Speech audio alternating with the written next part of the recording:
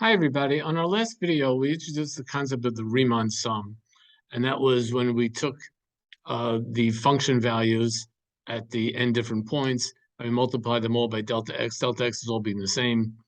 We did this. We did several examples of this, and I wanted to show you.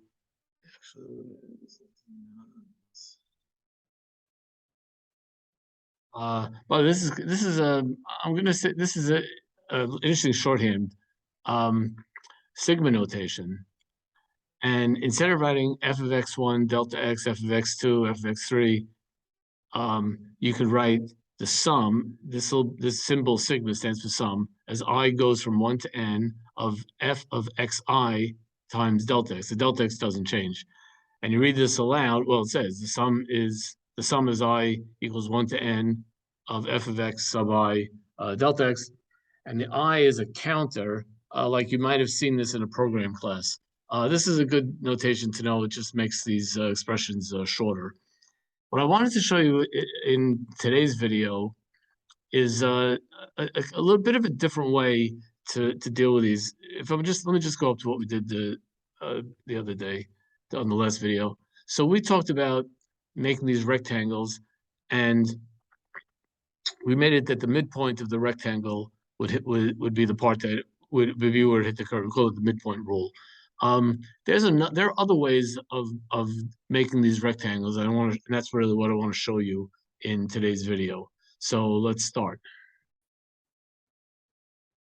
Here's an example from our textbook. Let A be the region bounded by the graph of f of x equals 1 over x, the x-axis, and the vertical lines x equals 1 and x equals 5.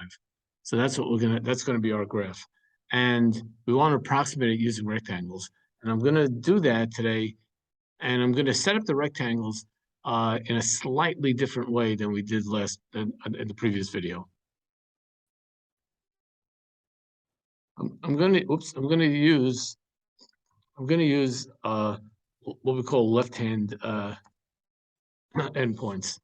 So instead of having the midpoint of my rectangle intersect the curve, I'm going to have the left corner, the upper left corner, is going to be what's going to intersect the curve. So, similar but a little different, and that's going to look as follows.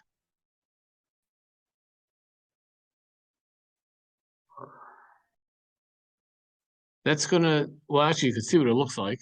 And what's going to happen when we calculate this is just going to come like this.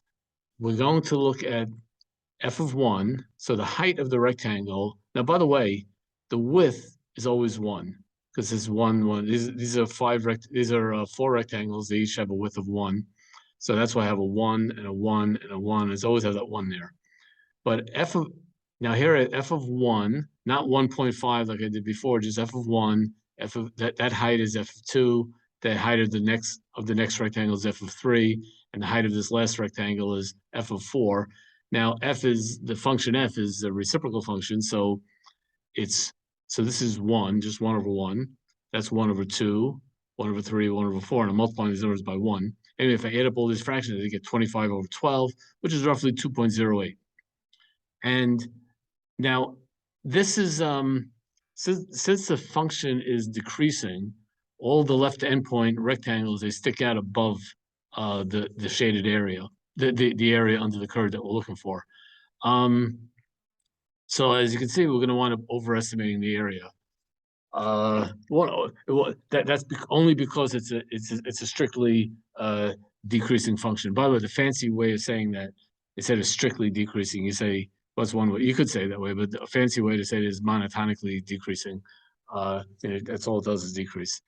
Now, I want to show you another different way to do this, and that's going to be, you'll never guess if the last one was a left-handed rectangle. Well, as you guessed it, we're using right-handed. Well, right-handed, and let's just put the calculation here. So right-hand endpoints.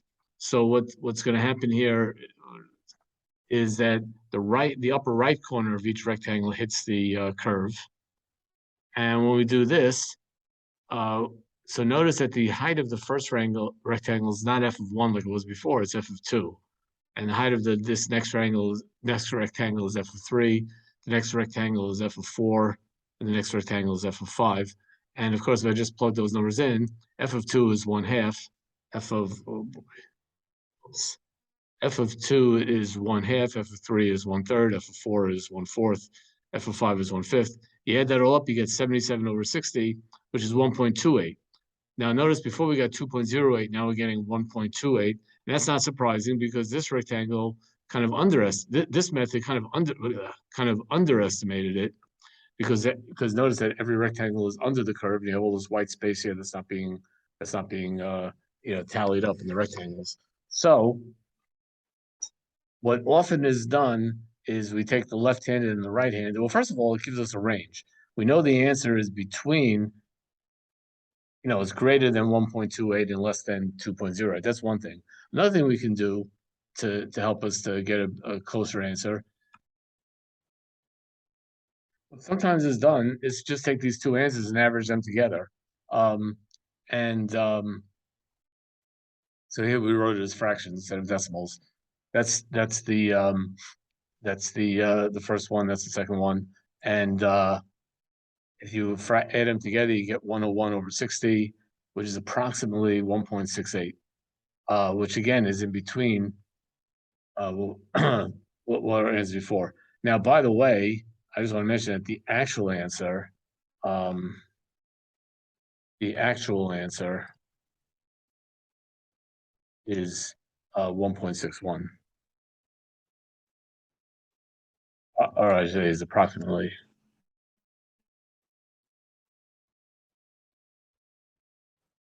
The actual answer is approximately maybe 1.61. So as you can see, when we average it together, we got pretty darn close to the actual answer.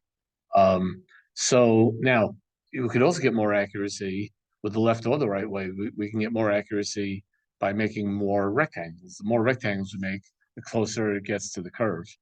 And what would happen if I would make more rectangles here? I could trap this in between, instead of trapping it between 1.28 and 2.08, I could get closer and closer and closer in. But like I said, when you take the average, it gets pretty darn close. And the midpoint method was also in general is closer. Let's do this. Yeah. So if we would do this with the midpoint problem, which I'd like you to try that, you'd get an even closer answer. Alrighty. Carrying on. Okay, let's see how well you did on the midpoint method. So I'm doing the same problem. We're looking at the graph 1 of y equals 1 over x. And we're going to go from,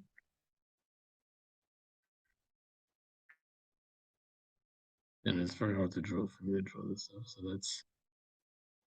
that's 1. I already 1.5.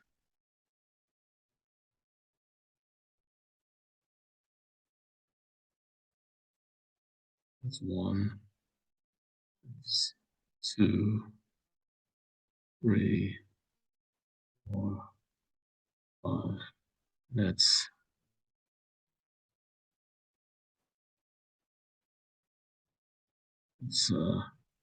1 over 1. That's 1 over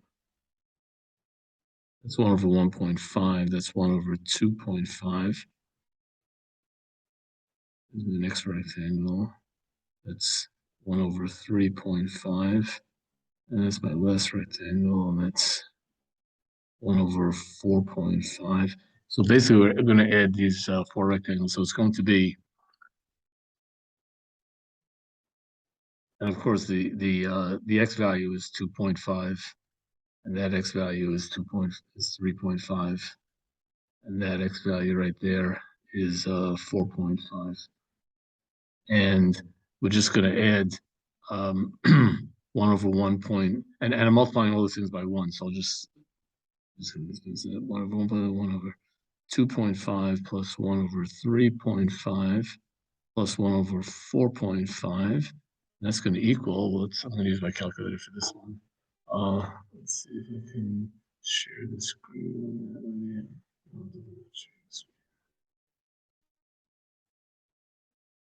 Okay, so I'm going to do 1.5, that's 1 over x, plus 1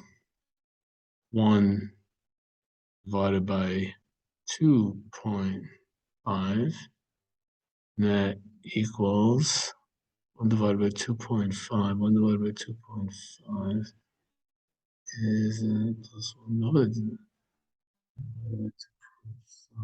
No, I want to clear this one to make sure. 1.5 1 over x plus 2.5 over x plus 3.5 1 over x plus 4.5 and 1 over x, and you get a grand total of 1.57. So not the worst, but not the best. Actually, so it looks like the average was better, because when we did it with averages, we got yeah, we actually got closer. Well, I don't know, we got 1.68. It's a little bit under, but let's just let me just write the answer. 1.517.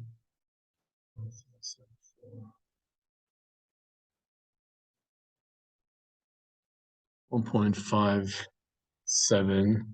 Let me just look at my share screen again. 1.574. Okay. Unshare. Good. Actually, let's look at all the methods we did so far. So when we did the midpoint, we got 1.57, and let's look at them all. So when we did the left side, we got 208. The right side got 1.28. The average was 1.68, and the midpoint was 1.57. Actually, that's the closest, actually, because that's just off by yeah, that's actually the closest, right? Because that's off by 0.04. This is off by 0.07. The midpoint actually wins. Oh, what do you get for winning? I mean, like green. So the midpoint actually was actually looks like the closest, yeah. Um, so yay, because this is the actual one, 1.61. So these are the various methods and methodologies of Riemann, and I have to just realize that I should have stopped the share. Sorry about that. Let me, oh, I had to switch cameras. That's what I have to do.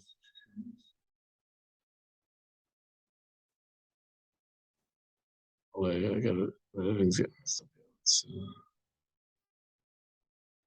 So as I was saying, the midpoint method gave us 1.57. And the putting all the different methods together, we got the left hand rectangles gave us 208, 1.28, 1.68, 1.57. Midpoint is actually the closest because the actual answer is approximately 1.61. Well, everybody, it's been loads of fun, and we will see you all at the next video. Bye, everybody. Bye-bye.